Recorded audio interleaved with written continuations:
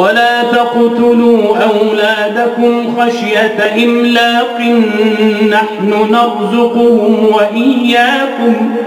إن قتلهم كان خطأ كبيرا ولا تقربوا الزنا إنه كان فاحشة وساء سبيلا ولا تقتلوا النفس التي حرم الله إلا بالحق ومن قتل مظلوما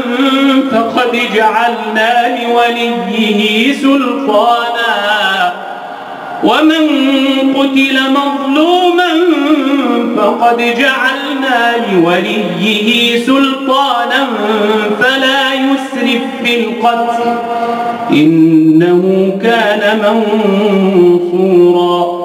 ولا تقربوا مال اليتيم إلا بالتي هي أحسن حتى يبلغ أشده وأوفوا بالعهد إن العهد كان مسؤولا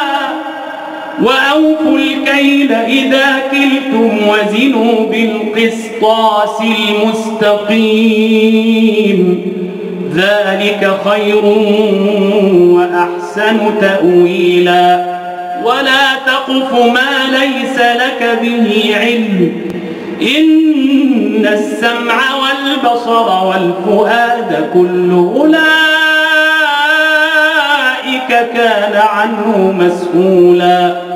ولا تمش في الأرض مرحا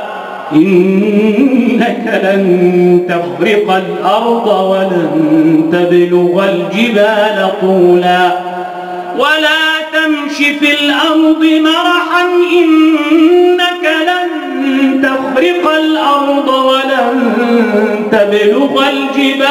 طولا كل ذلك كان سيئه عند ربك مكروها ذلك مما أوحى إليك ربك من الحكمة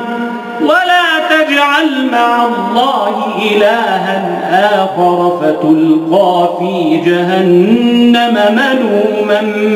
مدحورا